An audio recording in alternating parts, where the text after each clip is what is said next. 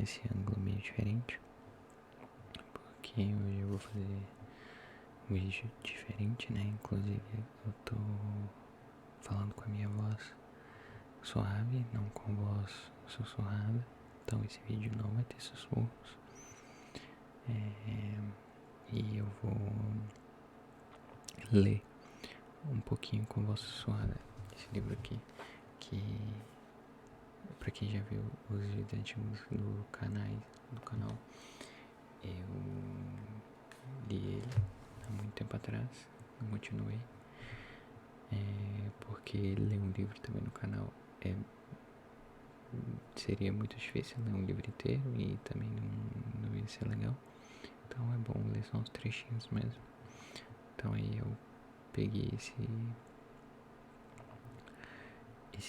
livro pra ler de novo, uma parte mais interessante, e eu vou fazer com voz suave porque acho que também é legal, lembra, né, daquele tempo que nossas mães, pais contavam histórias pra gente e tudo mais.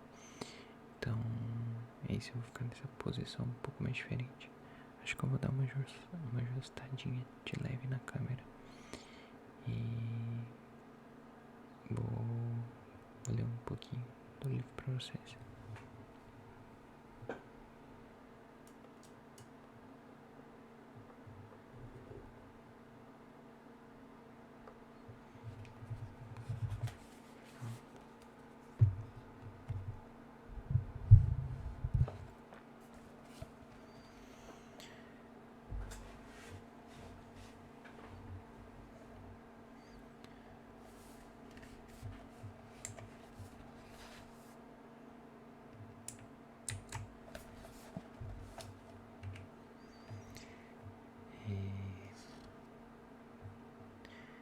Começar a ler um capítulo que chama O Universo em Expansão.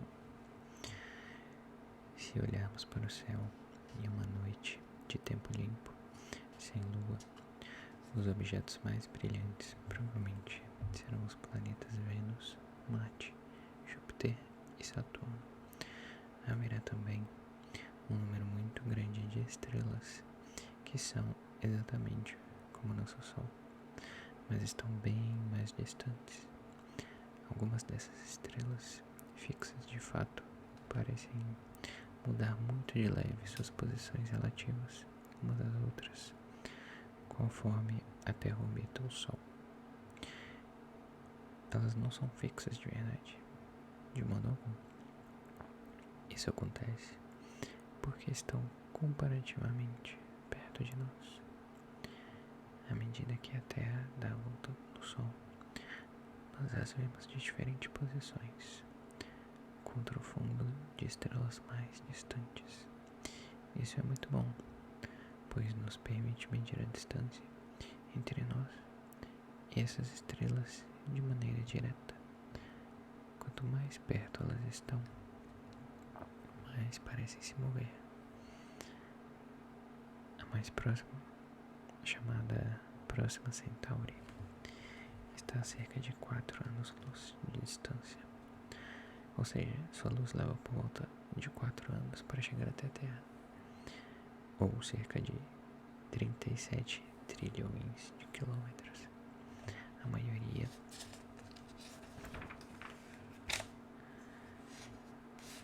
deixa eu ver se tá certo. A maioria das outras estrelas visíveis a olho nu fica a algumas centenas de anos-luz de nós.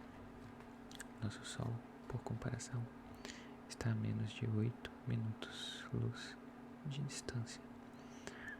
As estrelas visíveis parecem ocupar todo o céu noturno, mas estão particularmente concentradas em uma faixa que chamamos de Via Láctea.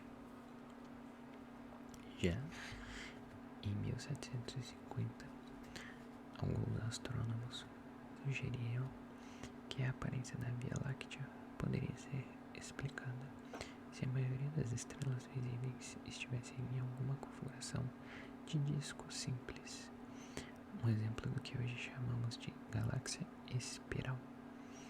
Apenas algumas décadas mais tarde, O astrônomo William Herschel confirmou esta ideia ao catalogar de forma minuciosa as posições e distâncias de um vasto número de estrelas.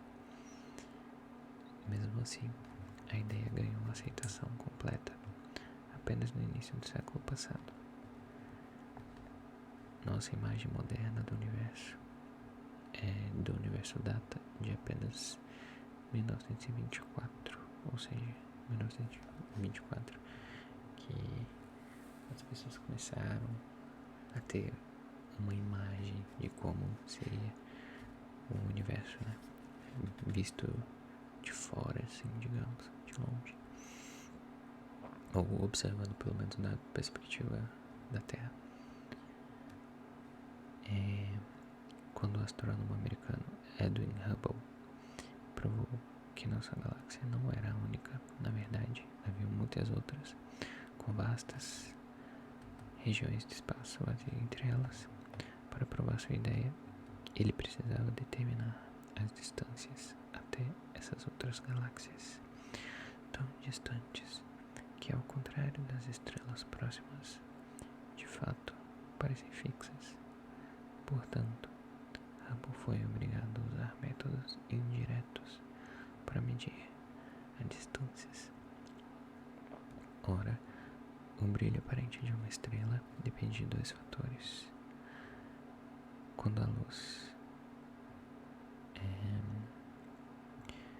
depende de dois fatores. Quanto a luz ela irradia, no caso a sua luminosidade, e quão distante está em relação a nós. No caso de estrelas próximas, podemos medir o brilho aparente e a distância e, desse modo, deduzir a luminosidade. Por outro lado, se conhecêssemos a luminosidade das estrelas em outras galáxias, poderíamos inferir a distância até elas ao medir seu brilho aparente. Hubble notou que certos tipos de estrelas sempre têm a mesma luminosidade quando estão perto bastante para serem medidas. Logo, argumentou ele, se descobríssemos estrelas desse tipo em outra galáxia, poderíamos presumir que tivessem a mesma luminosidade e, desse modo, calcular a distância até essa galáxia. Se fizéssemos isso para uma série de estrelas da mesma galáxia e nossos cálculos sempre resultassem na mesma distância, poderíamos ficar razoavelmente confiantes com a estimativa. Aqui o livro tem algumas figuras, né? Deixa eu ver qual é essa figura aqui. Que tá. É a nossa galáxia. Ops, desculpa. Essa aqui. Essa seria o conjunto da Via Láctea com outras perto dela. Então essa é a galáxia onde a gente vive.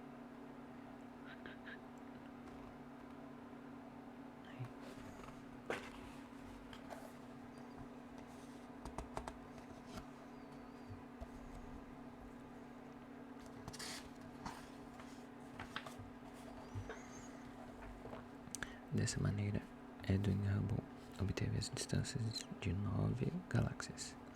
Hoje sabemos que nossa galáxia é apenas uma entre cerca de bilhões que podem ser vistas com telescópios modernos, cada uma delas contendo centenas de bilhões de estrelas. A figura que eu acabei de mostrar mostra a foto de uma galáxia espiral semelhante ao modo que achamos que a nossa deve parecer. Então, aquela não é exatamente a nossa, mas parece. É o que seria uma estimativa do que parece com a nossa. Semelhante ao modo como achamos que a nossa deve parecer para alguém que vive em outra galáxia, ou seja, vista de fora, de longe. Moramos em uma galáxia com cerca de 100 mil anos-luz de uma ponta a outra e que gira devagar. As estrelas em seus berços, em seus braços espirais, orbitam em torno do centro cerca de uma vez a cada várias centenas de milhões de anos. Nosso Sol não passa de uma estrela comum, de tamanho médio, amarela, perto da margem interna de um dos braços espirais. Sem dúvidas, avançamos muito desde os tempos de Aristóteles e Ptolomeu, quando pensávamos que a Terra era o centro do universo. As estrelas se encontraram tão distantes de nós que as vemos como meros pontinhos de luz. Não podemos ver seu tamanho ou forma. Então, como identificamos os diferentes tipos? Na maioria dos casos, há uma única característica marcante que somos capazes de observar: a cor de sua luz. Primeira, Newton descobriu que se a luz solar passa através de um pedaço de vidro triangular, um prisma,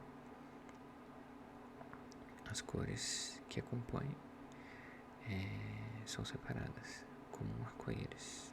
Do mesmo modo, se focalizarmos um telescópio em uma estrela ou galáxia específica, podemos observar o espectro da luz dessa estrela ou galáxia.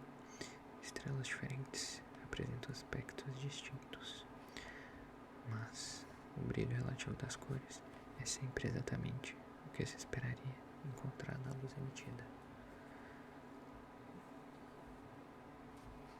Na luz emitida por qualquer objeto opaco ardendo de forma incandescente, possui um espectro característico que depende apenas de sua temperatura, no espectro termal. Isso significa que podemos determinar a temperatura de uma estrela com base no aspecto de sua luz. Além do mais, descobrimos que faltam certas cores muito específicas nos espectros das estrelas. Essas cores podem variar de uma estrela para outra. Como sabemos que cada elemento químico absorve uma série característica de cores, ao compará-las com as que estão ausentes no espectro de uma estrela, podemos determinar com exatidão quais elementos estão presentes na atmosfera da estrela. Isso é muito interessante, né? Porque eu não sei se vocês já ouviram falar do que contém nos outros planetas do nosso sistema solar. Por exemplo, em Vênus, né? Onde é super gasoso. Aí eles falam que contém enxofre e outros elementos que formam uma chuva ácida e tudo mais.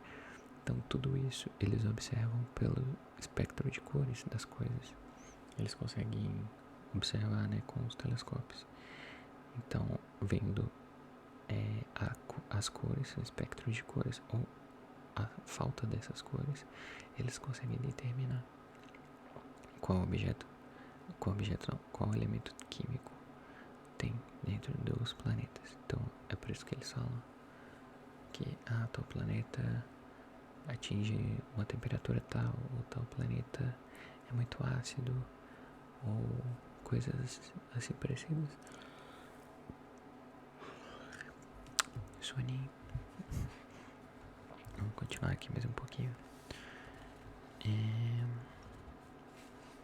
Aqui, na década de 1920, quando os astrônomos começaram a olhar para os aspectos das estrelas em outras galáxias, descobriram algo muito peculiar. Faltavam os mesmos conjuntos característicos de cores nas estrelas em nossas galáxias, e todos eles eram desviados na mesma proporção em direção à extremidade vermelha do espectro. Para compreender as implicações disso, devemos primeiro entender o efeito Doppler. Como vimos, a luz visível consiste em flutuações ou ondas no campo eletromagnético. O comprimento de ondas, ou a distância entre duas cristas da luz, é muito pequeno, variando de 4 a 7 décimos de milionésimo de metro. Os diferentes comprimentos de onda de luz são o que o olho humano vê, com cores diferentes, sendo os comprimentos de ondas mais longos aparecem no extremo vermelho do espectro. Entendi.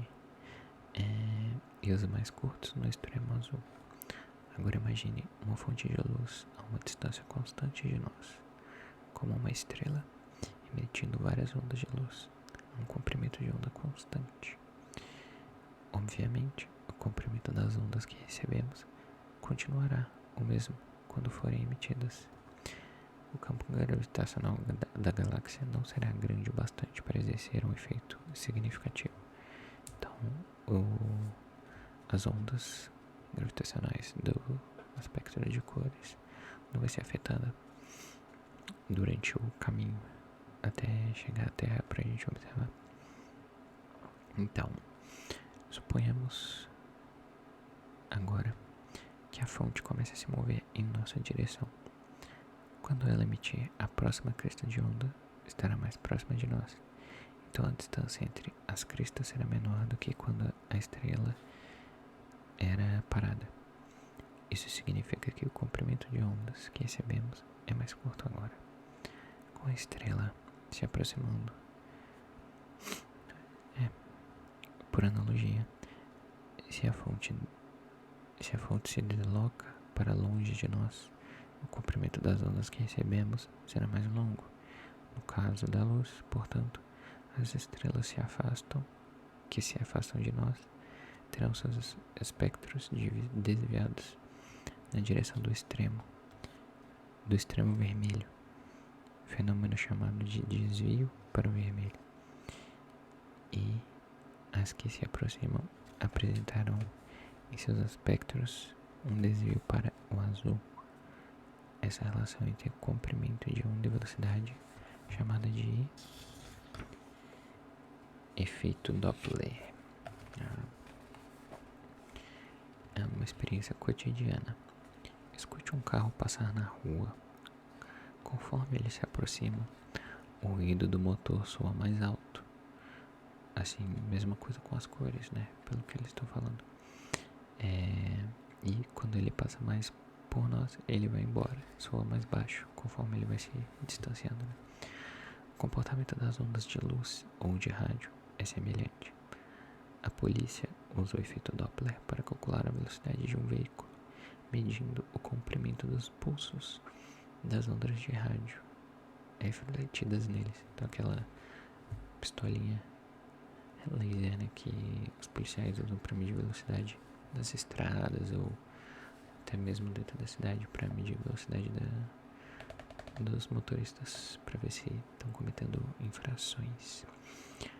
Enfim, após provar a existência de outras galáxias, Hubble se dedicou nos anos subsequentes a catalogar as distâncias delas e observar os seus espectros. Na época, a maioria das pessoas imaginava que as galáxias se moviam de um modo um tanto aleatório, e assim esperava encontrar tantos desvios para o azul quanto para o vermelho em seus espectros. Logo, foi uma tremenda surpresa descobrir que a maioria das galáxias exibia um desvio para o vermelho. Quase todas estavam se distanciando de nós. Isso aqui é devido à teoria da expansão, né, do universo, que tudo está sempre se expandindo, mas a gente ainda não sabe se um dia vai parar de expandir ou se algum dia pode voltar a comprimir, né? Mas a teoria que já foi comprovada, né, é que o universo começou, né, do Big Bang e foi expandindo, criando vários outros planetas e galáxias e tal, tipo há zilhões de anos atrás.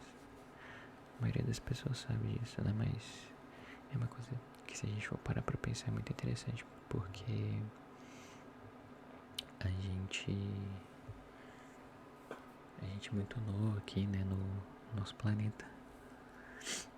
A gente é muito novo como raça e como um planeta em si. O universo e as galáxias e a maioria das outras coisas existem há muito mais tempo antes de nós. vamos finalizar. Ainda mais surpreendente foi a descoberta pública por Hubble em 1929. Nem mesmo a magnitude do desvio para o vermelho de uma galáxia é aleatória. Ela, na verdade, é diretamente proporcional à distância que a galáxia está de nós. Em outras palavras, quanto mais distante uma galáxia está, mais depressa ela se afasta de nós. Isso significa que o universo não podia ser estático, como todos acreditavam até então, mas está em expansão, como eu disse, agora há pouco. A distância entre as galáxias aumenta sem parar. A descoberta de que o universo está em expansão foram uma das grandes revoluções intelectuais do século XX. Em retrospecto, é fácil se perguntar por que ninguém tinha pensado nisso antes. Newton e outros deviam ter se dado conta de que o universo estático logo começaria a se contrair sob a influência da gravidade, o que faz sentido. Mas suponhamos, em vez disso, que o universo esteja se expandindo. Se o processo for muito lento, em algum momento, a força da gravidade o levará a parar de se expandir. O que a gente ainda não sabe se vai acontecer ou não, mas em algum momento parece que sim, devido à força da gravidade, mas depende. Entretanto, se estivesse expandindo acima da determinada velocidade crítica, a gravidade jamais será o bastante para detê-lo e o universo continuará se expandindo para sempre. Isso é um pouco o que acontece quando lançamos um foguete da superfície da Terra. Se a velocidade for muito baixa, a gravidade vai puxar ele de volta e ele cairá. Em contrapartida, se o foguete viajar para cima a determinada velocidade crítica, não será forte o suficiente para puxá-lo de volta. A gravidade não vai conseguir puxá-lo de volta. Então tudo vai depender da velocidade que o universo está se expandindo. Mas também não se sabe se ele pode desacelerar esse processo. Esse comportamento do universo poderia ter sido previsto com base na teoria da gravitação de Newton em qualquer momento dos séculos XIX e XVIII, ou até nos fins do século XVII. Contudo, a crença em um universo estático era tão forte que ela persistiu até o início do século XX. Mesmo Einstein, ao formular a teoria da relatividade geral em 1915, tinha tanta certeza que o universo precisava ser estático que modificou sua teoria para tornar isso possível, introduzindo suas equações o que chamou de constante cosmológica. Einstein incorporou uma nova força antigravidade que, ao contrário de outras forças, não provinha de nenhuma fonte específica, mas se formava no próprio tecido do espaço-tempo. Ele alegou que o espaço-tempo tinha uma tendência inerente a se expandir, que isso podia acontecer exatamente para compensar a atração de toda a matéria do universo, de modo que o resultado seria um universo estático. Aparentemente, apenas um homem estava disposto a aceitar a relatividade geral, e enquanto Einstein e outros físicos procuravam maneiras de evitar a previsão da relatividade geral de um universo não estático, o físico e matemático russo Alexander Friedman se propôs a explicar tal previsão. Friedman fez duas suposições muito simples sobre o universo: que ele parecia idêntico em qualquer direção que olhássemos, e que isso seria verdadeiro também se observássemos de qualquer outro ponto. Partindo apenas dessas duas ideias, ele mostrou que não deveríamos esperar que o universo fosse estático. Na verdade, em 1922, vários anos antes da descoberta de Edwin Hubble, Friedman previu exatamente o que Hubble descobriu. Bem interessante, né? Então é isso. Espero que vocês tenham gostado do vídeo. E que minha voz não tenha ficado muito estranha. desse jeito. E é isso. Não sei se vocês estão dormindo agora, que o vídeo já tá bem longo, já tá com quase meia hora. E eu vou encerrar por aqui. Então é isso, obrigado a todo mundo que assistiu. Se você estiver ouvindo ainda, se estiver dormindo, e bons sonhos pra você. E é isso, muito obrigado. Bom dia, boa tarde, boa noite, onde quer que você esteja. Tenha um bom descanso. Até mais.